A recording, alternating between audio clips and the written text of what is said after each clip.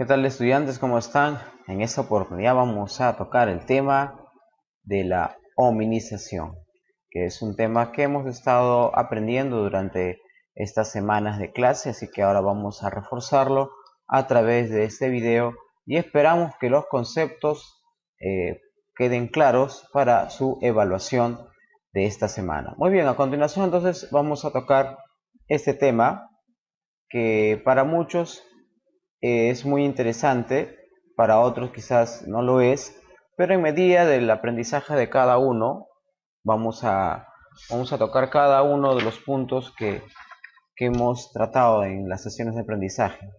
Muy bien, primero tendremos que definir qué es la hominización. Y la hominización se puede definir como un proceso que es evolutivo. Cuando me refiero a un proceso evolutivo, me refiero a un proceso que se basa en la teoría de la evolución. Muy bien. Este proceso de evolución tiene una característica que es constante. Es constante. Constante a partir de una raza de primates. Aquí viene una aclaración. Es a partir de una raza de primates. Muy bien, de alguna de estas razas es que se originó la primera raza humana. Eso es lo que nos hace la diferencia con los monos actuales. Es por eso que debemos tener mucho cuidado en el momento de poder definir lo que es la hominización. Obviamente este proceso para la aparición de la raza humana ocurrió en un proceso de millones de años. Estamos hablando más o menos, según los últimos estudios, de unos 7 millones de años de antigüedad. Es una aproximación.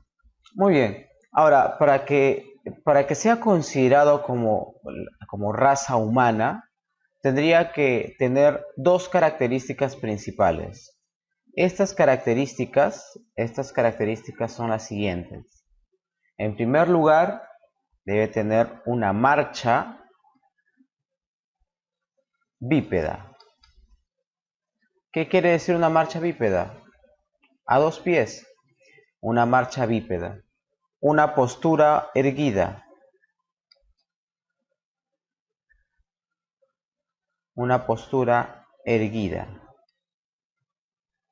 Eso quiere decir que debe estar a dos pies, es decir, a dos pies, y debe estar con la columna erguida, es decir, lo que normalmente nosotros hacemos mientras caminamos. Esas son las características que debe tener este primer ser humano para ser considerado un primer hominoide, por decir así. Algunos estudios lo mencionan así, ¿no? Un homínido. Muy bien, ¿cuáles fueron estos primeros homínidos o hominoides? Muy bien, vamos a ver quiénes fueron estos primeros homínidos. Vamos a definirlos así. Los homínidos más antiguos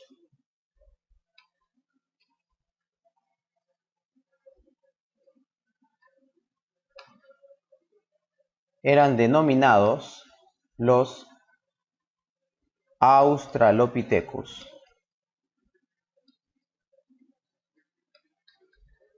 Estos Australopithecus, considerados los primeros homínidos, tenían especies. Estas especies eran las siguientes. En primer lugar, en primer término, está el Anamensis. Después tenemos el Afarensis.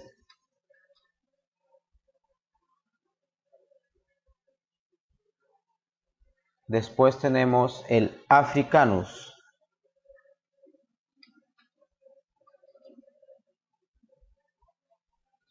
Y por último tenemos el Robustus.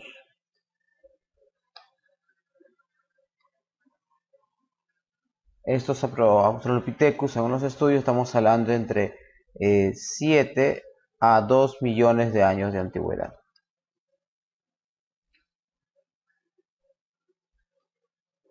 Muy bien, entonces estos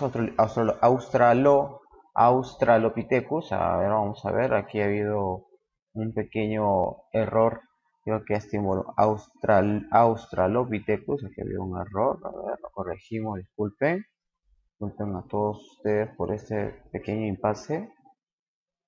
Bien.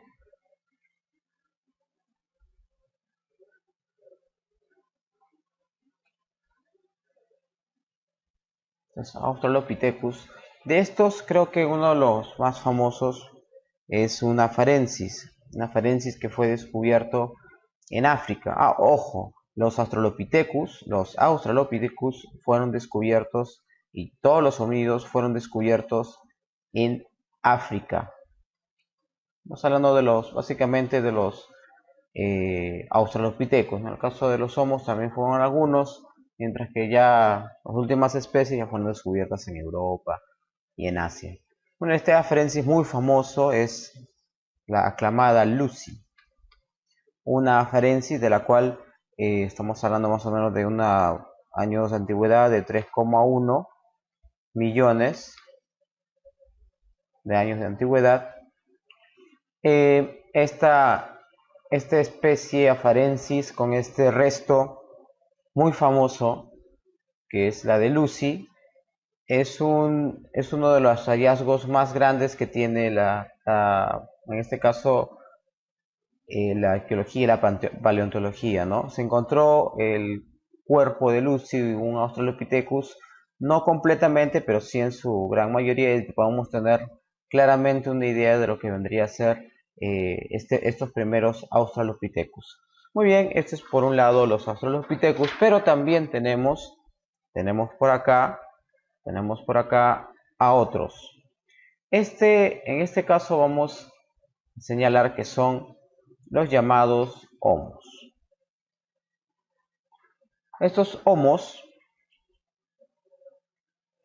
son habilis, o mejor dicho, el hombre hábil, en latín obviamente, en latín, se caracteriza por la creación de herramientas, pero no de herramientas de metal, sino herramientas basadas o hechas en piedra. Muy bien, después también tenemos al Rudolfensis.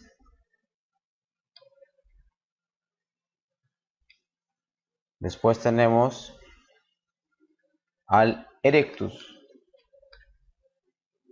En este caso, el Homo erectus, o el hombre erguido, erecto. Es decir, es un hombre que ya podía caminar normalmente en posición erguida y a dos pies. Ya él elaboraba lo que es herramientas también, pero un poco más sofisticadas. Además también ya se vestía, y además una de las cosas más grandes que sucedió fue que descubrió la utilización del fuego, que fue un paso muy importante en la vida del hombre de este tiempo, del hombre prehistórico. También tenemos al Homo antecesor. Y finalmente tenemos al Homo sapiens. En el caso del Homo sapiens tendremos que decir que se divide o se subdivide en dos: en el Neandertal, el cual enterraba a sus muertos, y también en el Cro-Magnon. Estos ya descubiertos en Europa, ¿no? Ya han sido descubiertos en Europa.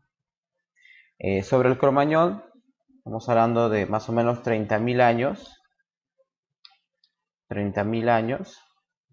Y además y además del Cro-Magnon también decir que en realidad es el hombre actual, es decir, es el muy famosa especie que somos nosotros, el Homo sapiens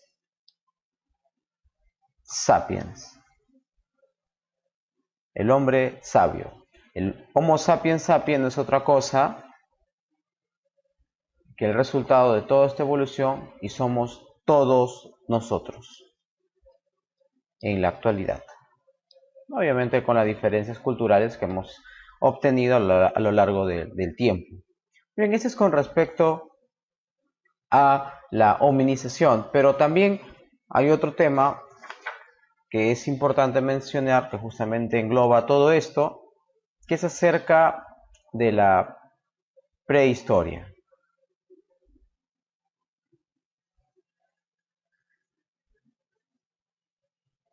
Ahora, la prehistoria, ¿cómo es definida? ¿Cómo es definida la prehistoria? Es definida, como lo dice su propio nombre, como la prehistoria antes de la historia. Ahora, esta denominación antes de la historia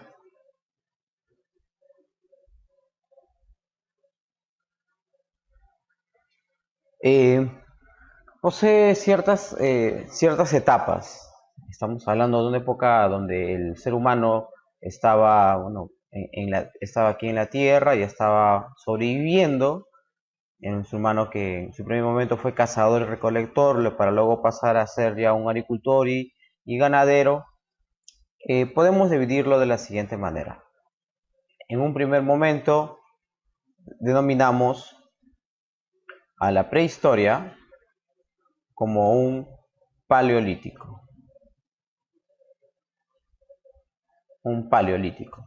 Y después, en un segundo momento, denominamos a la prehistoria como un neolítico.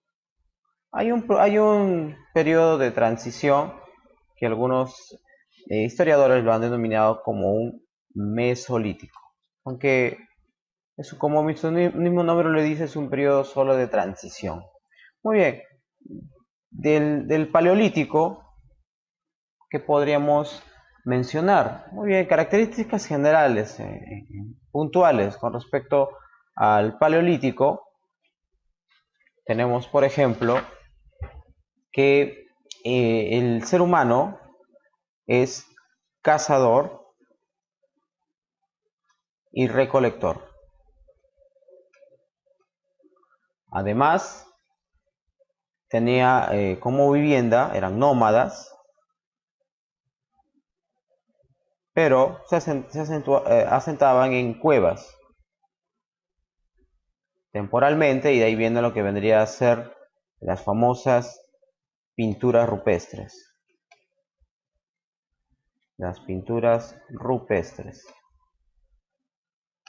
Muy bien, no solamente era cazador, recolector, nómada, sino que además también tenía algunos ritos funerarios, o cumplía algunos ritos funerarios.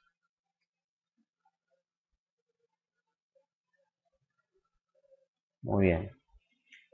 Con respecto al neolítico, ¿qué podemos decir? Podemos decir que en el neolítico se habla de una revolución. Una revolución hace referencia a un cambio total, muy importante. Muy bien, y en realidad fue así porque ocurrió un cambio climático. Lo voy a poner en otro color. Lo que sucedió fue un proceso. Este proceso, para que ocurra esta revolución, fue primero que ocurrió un cambio climático que permitió esta revolución. Después una adaptación a nuevas formas de alimentación. Aparecieron nuevas formas de alimentación. nuevas formas de alimentación. Estas nuevas formas de alimentación estaban basadas en lo que es la aparición, muy importante, de la agricultura y de la ganadería.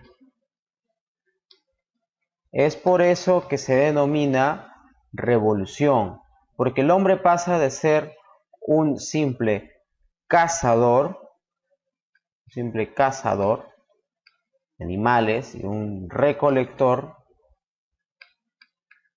de vegetales, pasa a ser un agricultor y un ganadero. Esto significa una revolución. En eso se basa la revolución neolítica. Es por eso que la mayoría de historiadores lo denominan de esa forma. Muy bien, obviamente para que ocurra esto hubieron muchos cambios y también la creación de nuevas herramientas. Estas formas de herramientas ocurrieron en tres, ¿no? Nuevas formas de herramientas.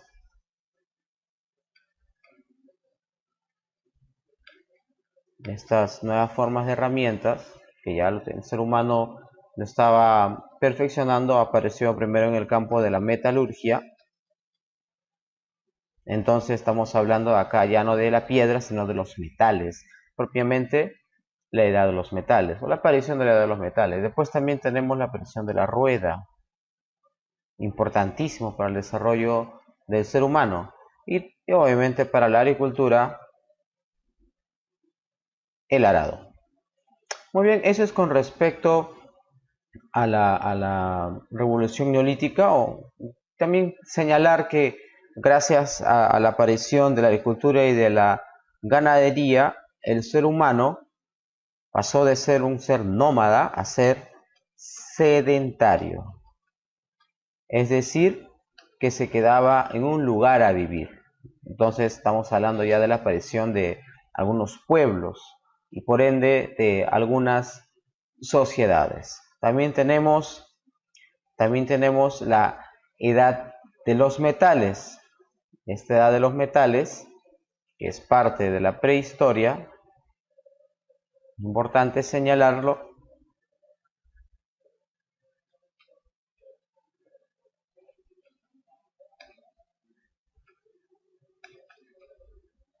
La edad de los metales, que se divide, tiene una división. Esta división es de la siguiente manera. Tenemos primero la edad del cobre, después tenemos la edad del bronce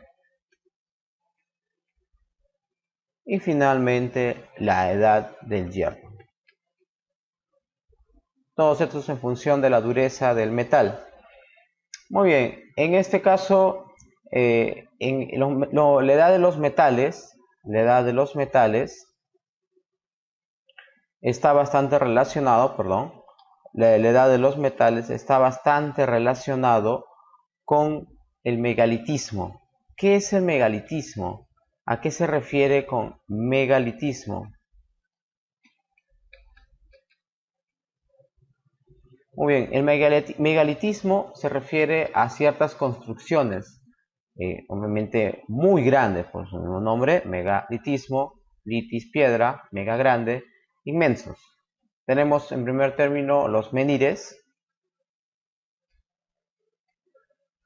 después tenemos los cromlech, después tenemos los dólmenes.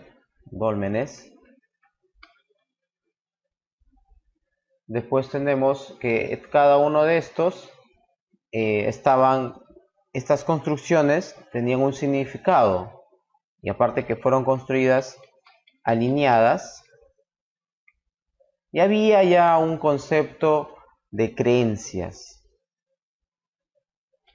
Obviamente vamos a colocar creencias religiosas, que por esa razón fueron construidas.